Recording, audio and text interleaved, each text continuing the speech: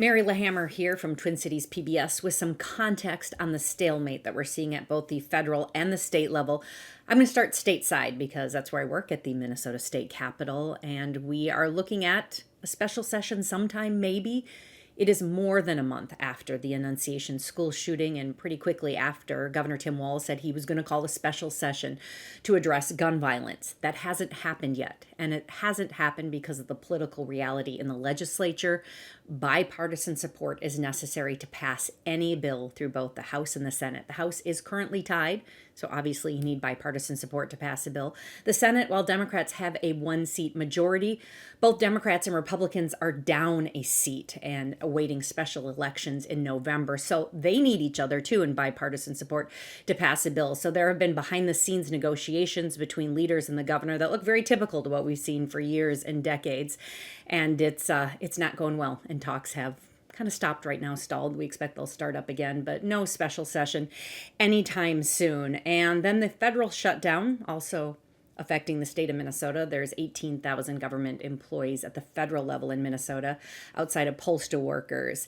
And I just got off a press call with Congressman Tom Emmer, who is the majority whip, of course, has risen very high in Congress there. And in it, he had some tough words for Governor Walz. He called him a pathological liar about the background of what's happening in Washington. And of course, they both know something about Washington context. Again, Governor Tim Walz was Congressman Tim Walz first, and Congressman Tom Emmer ran for governor. He actually went into a very close recount for governor against the previous Democrat, Mark Dayton. So context there, they both care about the state and federal level and those jobs. Walz had some really tough words as well for Emmer and members of Congress. He used the phrase that he's not going to bend the knee or kiss the ring of the president, and was saying that he does know Democratic states and governors are having repercussions for opposing the president, and he said he's not going to stop talking out about that.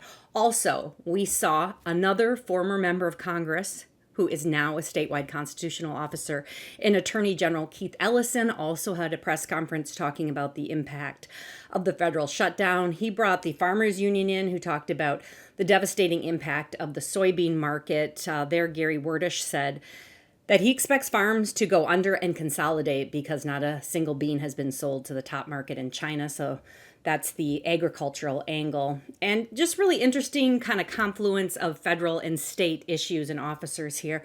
We're seeing several people I mentioned who had served in Congress and are now serving in statewide constitutional offices, and I think they all prefer that job. Life is tough in D.C. So here's a story on the state and federal stalemate from Almanac. We've heard that the governor is going to be calling a special session. More than a month after the Annunciation school shooting, state political leaders are still talking about a special session. The governor is the only person in the state that can call a special session. We are waiting for the governor to do that. I have been in meetings for the last probably 2 weeks on and off, the four leaders and the governor. We wanted to talk about gun violence, and that was totally missing from the Republican offer. So for us to come back in and give Republicans everything they want without anything we want, they are acting just like Republicans in D.C. right now. Leader Murphy, myself, the governor, put out a offer in good faith. The offer included what parents have been demanding: banning assault rifles and high-capacity magazines. I'm feeling discouraged after listening to my Republican colleagues just now, because I hear on the one hand that we need to have an open process where all legislators can be involved, and in the very same press conference I heard Leader Niska say that there wasn't a single Republican vote for an assault weapons ban and that he wasn't even going to bring it to the floor. Bills have to be bipartisan in this closely divided legislature. The governor's talk of a special session has been a partisan political stunt from the beginning. Unfortunately, he has not been interested, or it's not acted as if he's interested in finding bipartisan solutions to the problem of school safety, the problem of public safety, the problem of mental health. They're not saying talks have broken down, but leaders say they're at an impasse. In this legislature particularly, in a divided, so closely divided legislature, we can't just look for bipartisanship. When we have to solve our most difficult issues, and let's say that keeping our kids safe from gun violence in schools is a difficult issue in this legislature right now. I don't understand why. What you need to do is to look into the eyes of my 7-year-old at night. And she looks at me and tells me she can't go to sleep because she's afraid there's a shooter in the house. Senate Democrats held a series of emotional hearings with parents, but the House hasn't heard a bill for a weapon ban. For rural Democrats in the Senate, it's a tough vote. No one has said, hell no. Minnesotans and my colleagues understand that this moment is important, and they're taking it very seriously. For our caucus, this is very personal.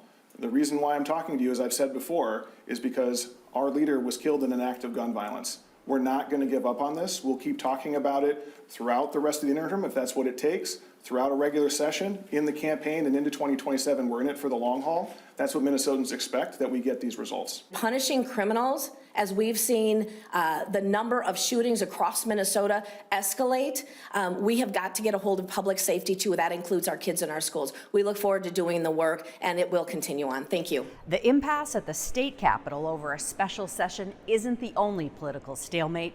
A federal government shutdown also has an impact in Minnesota. If you exclude the Postal Service, Minnesota is home to about 18,000 federal workers. Most of them work for the Departments of Veterans Affairs and the Department of Agriculture. The health care of thousands of Minnesotans is currently on the line.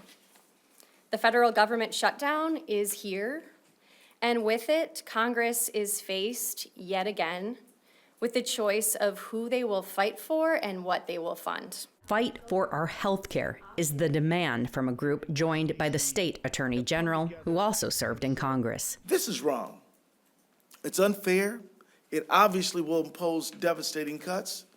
And what I really hope is that it wakes people up to what's going on in our nation right now. With no soybeans sold to the top market of China from the U.S., the Minnesota Farmers Union says growers will go under. Right now, the market has been destroyed due to the president's use of tariffs. A lot of farmers are going to be faced with choice: buying a health care insurance policy versus making their loan payment to keep themselves out of foreclosure, or in some cases, putting food on the table. Republicans need to agree to roll back their cuts to our health care and end this shutdown today. Majority Whip Tom Emmer defends Republicans who control Congress. When federal employees are out of work and federal contractors are out of money and people can't get into state parks and can't get the services that they expect, they're going to go home and say, I had a chance to keep it open by keeping current funding levels with no Republican teasers in there, nothing. This idea that you've got to go and kiss the ring,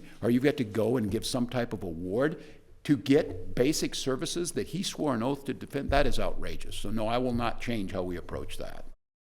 Okay, that's the story on the federal and state stalemate. And I want to let you know I'm coming on afterwards to chat, because that's feedback I got from a viewer, and I want to encourage more feedback. That was helpful to hear, and it was easy for me to do and come on and chat again.